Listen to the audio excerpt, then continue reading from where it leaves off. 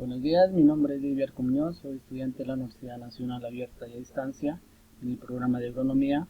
Estoy adscrito al CEDAT Pasto y en esta ocasión voy a explicar del curso de Biología el tema que me correspondió, que es célula animal versus célula fúngica. Como podemos ver, estas dos células tienen unas semejanzas y unas diferencias, ¿no? Entre las semejanzas tenemos la membrana nuclear, vacuola, peroxisoma, ribosomas, retículo endoplasmático, rugoso, núcleo, mitocondria, citoplasma, aparato de Golgi. Como podemos ver, observar, también hay las diferencias que tienen. Aquí tenemos la célula animal que tiene microbiosidades, microtúbulos, centriolos, lisosomas, retículo endoplasmático liso.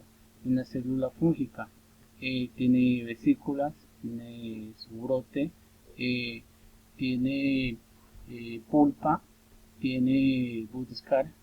También voy a dar una explicación de tres organelos que escogí, como es el núcleo. El núcleo contiene los cromosomas, posee una membrana doble con poros, controla las funciones celulares, transmite la información genética. También tenemos las mitocondrias, son orgánulos energéticos rodeados por dos membranas, cavidades internas, se denominan como la matriz. Se encarga de la respiración celular. También tenemos los lisosomas, son vesículas que contienen enzimas digestivas.